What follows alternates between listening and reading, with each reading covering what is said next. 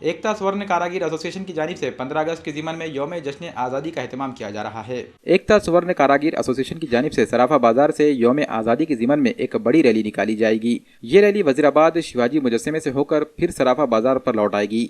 इसी तरह सराफा बाजार में 15 अगस्त की सुबह एक प्रोग्राम का एहतमाम किया जा रहा है। इस मौके पर एकता स्वर्ण कारागिर एसोसिएशन के जिम्मेदारान ने तमाम लोगों से सराफा बाजार में मुनाकिद होने वाले जश्न आज़ादी के इस प्रोग्राम में शिरकत करने की अपील की है।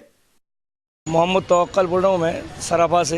31 स्वर्णकार की तरफ से यहाँ बंगाल की तरफ से हम सब मिलके एक कम्युनिटी का मिलके एक स्वाधीनता दिवस के एक आयोजन करा है, जलसा बनाया है। तो उसके हिसाब से सब कम्युनिटी को हमारा अपील है सब मिलकर इसके शामिल हो। हर साल का ये प्रोग्राम करने का हमारा कोशिश है। अगले साल नेक्स्ट टाइम भी ये प्रोग्राम चालू रहेंगे सबकी तरफ से। तो सब कम्युनिटी के एक साथ आने का हम आह्वान कर रहे। सब इस कम्युनिटी में शामिल हो जाइए। एक साथ स्वाधीनता दिवस के लिए हम कार्यक्रम कर रहे बोले तो सब मिल के ये एकता स्वर्णकार की तरफ से।